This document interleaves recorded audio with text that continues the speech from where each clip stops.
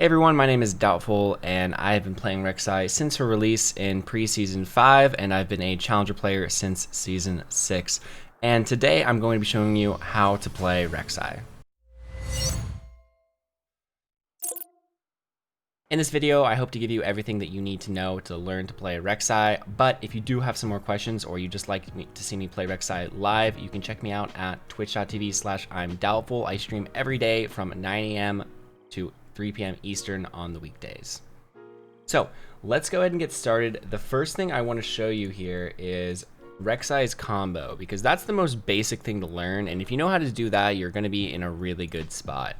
So I'm going to go ahead and drop this here, and I've got all 3 abilities leveled up. So basically the combo, you're always going to start burrowed, and I'm going to shoot a burrowed Q out, knock the target up, auto once, reset with my Q, and then we E with full fury. So that's sort of the combo in slow motion. Some things I want to point out.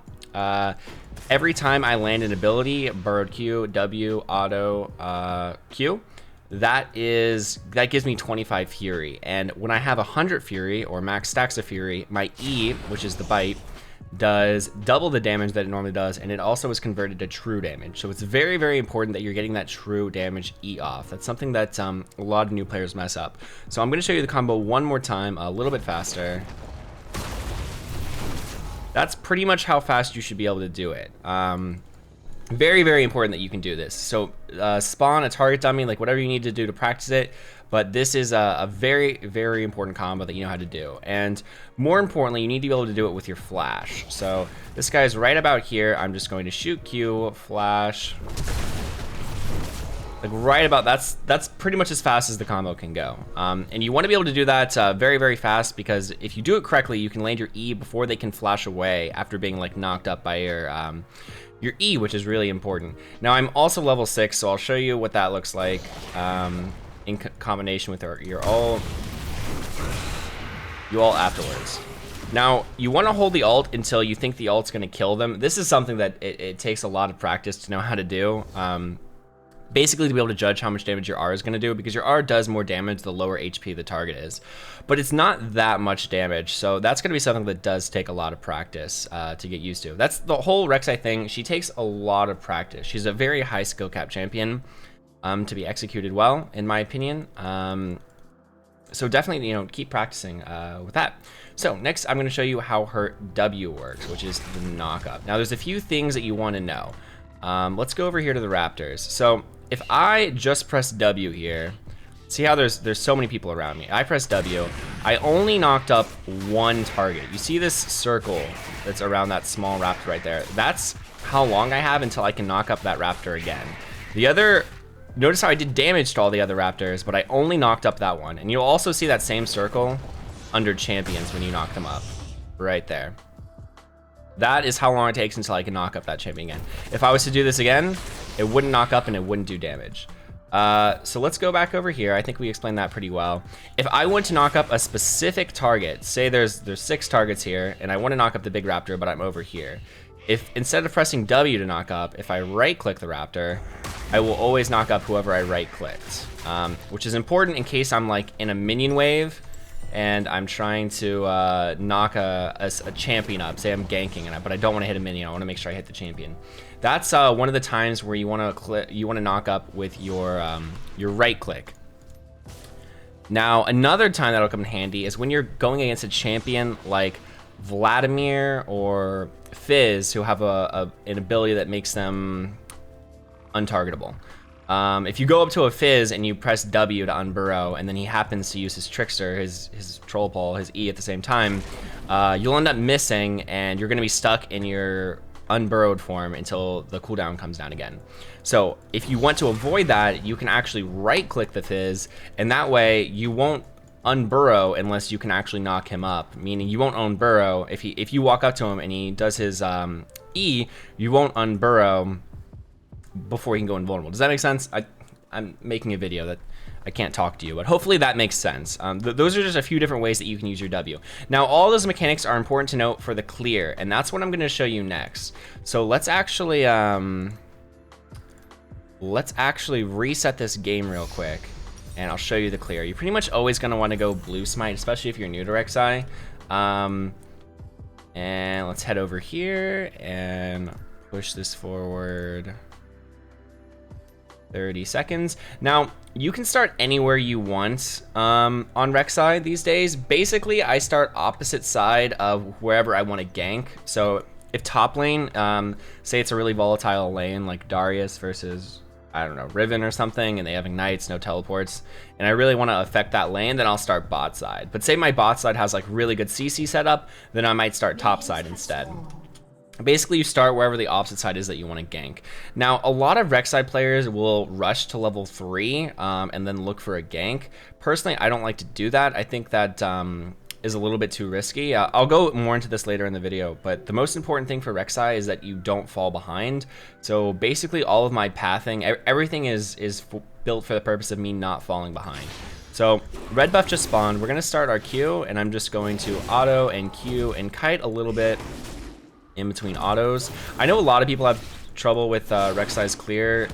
It's a lot easier now in season 11. The Rek'Sai clear used to be a little bit more hard to do well before that, but because I'm not getting a leash, I'm just going to smite red. Normally you would probably smite Krugs. Now I'm going to use my burrowed Q right there, and then I intentionally knocked up the smaller Krug so that I can knock up the big Krug again. So I can do 2 damages of my W to this big Krug. Hopefully that made sense. If it didn't, you can leave a question in the comments below. But here, it doesn't really matter which one we knock up, but do note that I used my burrowed Q there again. And then I'm gonna unburrow and knock all these up. So normally, if you get a leash, you're probably full HP right here, assuming you've used your smite. So I'm not gonna use any potions just yet. Here, we're gonna use our burrowed Q, auto, Q reset, and kite away from the raptors. Burrow again, knock them up again. Usually hit the big one here, all while kiting away. And perfect. I probably would have wanted to kite a little bit better. I probably would want to finish like around here instead of over there. That would have saved me a few seconds. But now I'm pretty much full HP, no leash. And we're just going to keep on clearing. Over to the wolves. Normally you want to knock up the 2 small wolves first and the big one last. It doesn't make that big of a difference, but a little bit. We'll burrowed Q that. Now, a good thing to know is that basically your burrowed Q comes up after 2 rotations of your unburrowed Q. So this is my second rotation of my unburrowed Q, the 3 special autos. And then my burrowed Q is up again.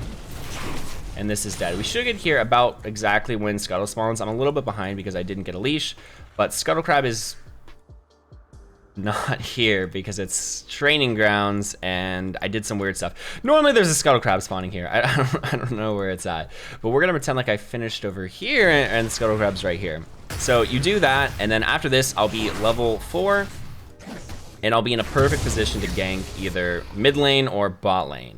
Basically, again, I path to where I want to gank to. So that is the clear. You're gonna do it pretty much every single game. I normally always do a full clear unless there's like a really volatile lane and I know that I can set up a gank, or I see something happening and I want to go to it. You can go to it, but just know that you run the risk of falling behind, and if you fall behind on Rek'sai, you're going to be in a lot of trouble. It's going to be a hard game for you. So the next thing I want to do is show you guys, I'm going to do a quick little tunnel guide because I see a lot of people asking for this. I'm going to be honest, tunnels, they're not, I don't know, they make a difference, but they're not that important. But I just want to spend some time really quickly and show you some good tunnel spots. You'll notice how I did one here. It's actually a pretty long tunnel. What you want to do with the tunnels, well, one thing you want to do with the tunnels is set up tunnels that will make your clear faster. So this is something after I do wolves, say I'm coming, I don't know, either direction. If I'm clearing from here to here or here to here, I can use this tunnel to get to the next camp. So what I would want to do, let's auto refresh cooldowns here, is just set up tunnels like this.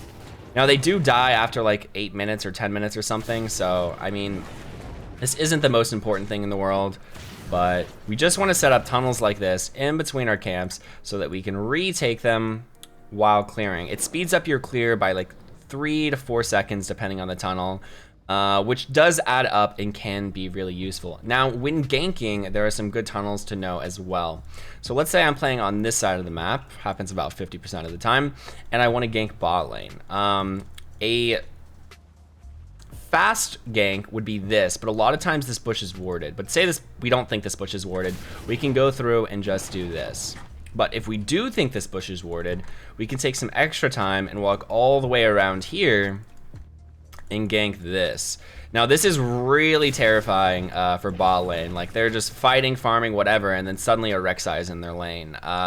This is a very, very effective gank tunnel, and you can do this on this side of the map too, but for top. So say I'm playing top side here, then I can do this gank here, which isn't as effective because it's top lane, which, I mean, you only get 1 kill. If you go bot, you're probably gonna get 2 kills. But this is a very, very powerful gank path that you need to know as Rek'Sai. Very, very, very hard to avoid, especially in lower MMRs where they're not gonna ward. Like in high elo, they might place like a ward right here or right here to stop the gank, but in low MMR, you're probably never gonna see that. So a good mid lane tunnel gank is just something like this. Right there, I go from not being here to suddenly almost in the middle of their lane. You can do it on both sides. This one can be a bit tricky to do. I might mess this up. No, that was pretty good. Okay. Yeah, that's another really good tunnel. And yeah, so that's basically how you want to use tunnels. You rarely want to use your tunnels to like run at people, because it is a little bit slow traveling, and it's very obvious where you're going, so they can kind of avoid it. But if you need to use it to gap close really quickly so you can get in position to flash on them or whatever, that's pretty good too.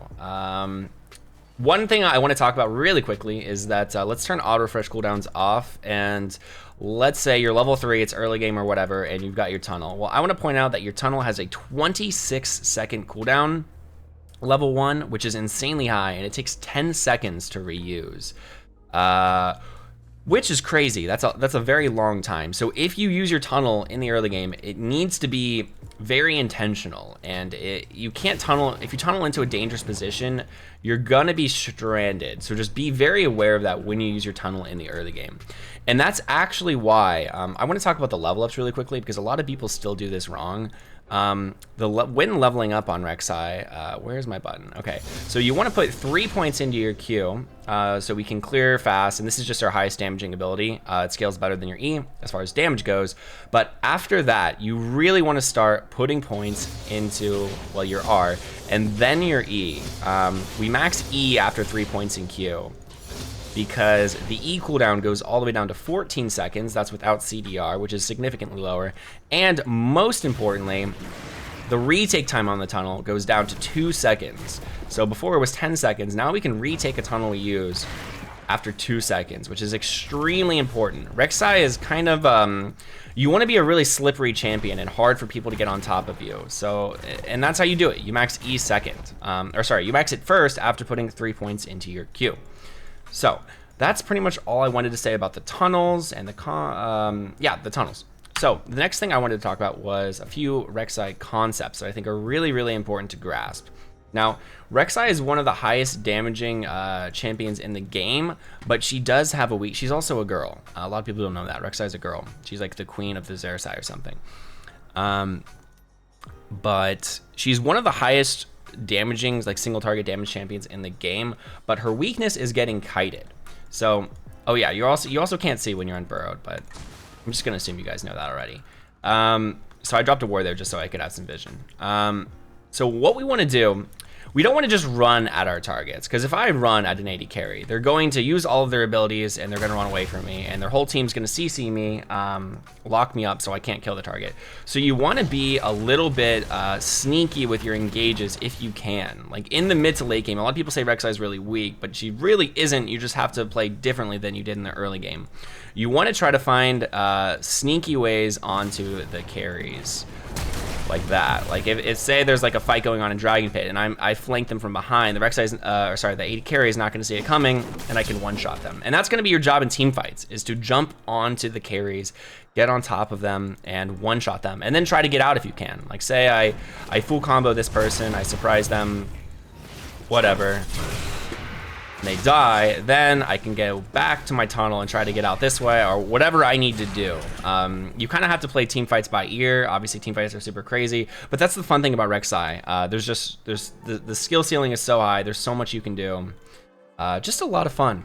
But yeah, that's the big thing on Rek'sai is getting on top of champions. That's why you always take Flash. There's no other summoner you can take. It's very, very important to get on top of champions. Which is nice for Season 11 because Riot has kindly given us a lot of different items that help us get on top of people, which is why Rek'sai is so strong right now at the time of making this video, because there's just so many ways to get onto champions now. Now, another concept that I want to talk about is snowballing games. So Rek'sai is a champion that wants to snowball early game. So early game, you want to be taking all the kills from ganks if you can. If you steal CS, I mean, I try not to be too aggressive with my CS stealing, but any gold you can get on yourself is really, really good in the early game. You want to rush to that mythic item as fast as possible. And that is why I put a very high priority on Herald in the early game. It's extremely, extremely valuable in Rek'sai. Rek'sai also just, I mean, takes it pretty fast, but she not only does she take it fast, but she just uses it probably better than any other jungler in the game, and that's because she's really good at forcing ganks. And what I mean by forcing ganks is, even if a champion or a player isn't like mispositioned, like say, even if they have wards, like you can just kill them no matter what, like where they are. I mean, obviously this isn't always true, and it's matchup dependent and item dependent, but even if this top laner, say there's a top laner, even if he's like standing right there, like to some extent, it, again, depends on matchups, but I can just use my flash, get on top of him, kill him really quickly, and then once we've killed someone, say we have a successful gank, I'm gonna buy some items here so I can do this a little bit better. Where is the gold button? Here we go. All right. Let's say we got our gank off. All right, we're back in lane. Now, what you want to do is you want to break about 2.5 plates. I have to drop this now because the thing's gonna die.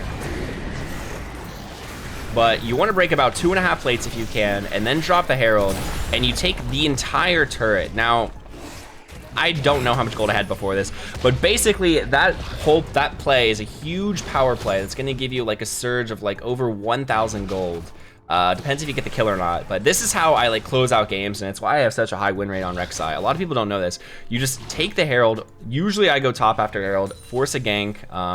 Sometimes you have to go to other lanes, you know, whatever lane's best to make it work, but get that gank off, drop the Herald. It's a huge power play. Then after that, you can usually base, buy your mythic item, and snowball the game from there. I do this almost every single game. That's sort of my trade secret. I'm giving it out in this video here, but that is how you close out games and get that early lead on Rek'sai. That's so powerful. That's really all I wanted to say for the concepts. I hope you guys found that useful. Now all I really have left to talk about is the build and the runes. So we can do that really quickly. This is basically what your sort of standard so basically there's two builds. There's Assassin Rek'sai and there's a Bruiser Rek'sai. This is what the standard Assassin Rek'sai build is gonna look like. Maybe there'll be like Asterix or something in there too. But you're pretty much gonna do this every game. The way Prowler's Claw works, in case you don't know, is it leaps you to a target and it makes you deal more damage to them. Spawn enemy dummy, here we go. So you also need vision for Prowler's Claw, which is interesting. But do that, and that's it. It just makes you do a ton of damage. It's very, very strong. Asterix is super strong right now. I think this item is a little bit unbalanced, pretty overtuned. Gives you a lot of AD, an insane amount of health and shielding. Just a very, very strong item. Edge of Night's gonna be your standard go-to second lethality item. Another really good one is where is it? Another really, really strong item on Rek'sai is the Collector. But this does make you really squishy. So I don't always go the Collector if I'm going for the Assassin build, unless I'm like really ahead and feeling really confident. But it gives you a ton of damage and extra gold, which is cool. But does make you squisher. Generally, you probably want to go Edge of Night. But this is like this at a standard Assassin build, what that would look like. Also, one other thing I want to point out that I didn't earlier in the video is that you can gain vision of people by hitting them with your burrowed Q. Important to know, in case you don't have a ward or something and you need to use your Prowler's Claw, you can do that. So that's pretty important. Now the downsides of this build are, it's a really single target burst build. Like, you can't really do much too great of team fighting with it. It's kind of just one and done. So now I want to talk about the Bruiser build, which is my personal favorite way to play Rek'Sai, but it does have a significantly lower play rate for whatever reason. People just don't seem to be catching on to it. But this is my favorite way to play Rek'Sai. It's a lot more consistent and it's way better at team fighting. We'll go something like this. And I've already got the GA. I don't know. We'll go like a Thornmail or something. But this is Stridebreaker Rek'Sai. It's a lot of fun, really great in team fights. The cool thing about Stridebreaker is you don't need to, so what it does, you can see the circle around me. It does damage in that area. It scoots me forward a little bit. It's a little bit of a dash, very, very, very small. And it also slows everyone in it for 60%, which is huge. And it's an AoE slow, so everyone you hit. So what that looks like is this. Right now, this guy is slowed by 60%, and then we just combo him like that. So put together, it's gonna look something like this. Okay, I thought that guy was somewhere else. Anyways, something like that. And the way you use this is just as a slow. Like, you get near the person, and then you slow them with that. So this also helps keep people from kiting you. And the reason I like this so much, well, one, the slow is just really powerful, and it's really good for team fighting, killing multiple people, but it also gives you 300 health and makes you a lot tankier than the Prowler's Claw does, while still giving you 50 AD. I think this is actually nerfed next patch to 45 AD, but whatever, it gives you 300 health. It's very, very strong. So this is the build that I like right now. I'm gonna be honest though, this build stuff, this whole section, I should have said this at the start, but it can get outdated really easily. I'm making this for the entirety of Season 11, hopefully. And if the build does change, it's very possible that the build has changed. If you want to keep up with builds, you should totally join my Discord. I'll put a link in the description, but you can always ask me what build I take there, or again, you can hop into my stream. I stream from 9 a.m. to 3 p.m. Eastern every weekday. So feel free to join either of those to figure out like what I'm currently building, because very, very possible that this gets outdated pretty quickly. But that is pretty much it for Stridebreaker. That's how you use it. This build, really, really good for team fights. I also want to say that Thornmail is a really good item on Rek'Sai right now, because immobilizing champions applies the 60% version of Grievous Wounds, and Rek'Sai does that all the time when she knocks people up. So super, super important, something to think about. That's it for the build. I want to go ahead and talk about the runes really quickly. So there's two different runes that you can take on Rek'Sai, and that's going to be Hail of Blade or Conquer. Both of them are played about 50% of the time. It's a pretty even split, and they both have the same win rate. Both are very good, but they're different play styles. Personally, for me, I do play both styles now. When I'm going Assassin Rek'Sai, I go for the Hail of Blades, and when I'm going for this Bruiser Rek'Sai, I go Conquer. And that's pretty much my rule of thumb. You can go Conquer if you're going Assassin Rek'Sai, and a lot of people do it, but personally, I usually take Hail of Blades, because it just makes more sense to me. If you want to know, I guess I should say this when I go each form. If I'm going Assassin, I'm usually against a bunch of squishy champions and maybe some champions that are hard to get on top of. Lilia comes to mind. I think sometimes I go Assassin into Kindred, stuff like that. And then I pretty much go Bruiser anytime I'm into like tanky champions or a lot of Bruiser champions, because I just prefer that play style, and I think it's the best way to play. Man, I think that's everything I can think of. I guess I can talk about secondary runes real quick. I'm sure this will change as the season goes on, though. So again, you should probably just join the Discord or check me out on Twitch to see what I'm playing. But right now, when I'm going the Bruiser form, assuming I'm against tanky champions, I go Cheap Shot and Ravenous Hunter. If I'm going the Assassin form, again, I have Hail of Blades. And in the second, I actually go Inspiration, I go Magical Footwear, and I go Cosmic Insight. Cosmic Insight is really great on Rek'Sai because it gives you a lot more flashes. It lowers the cooldown by like 40 seconds, which is kind of crazy.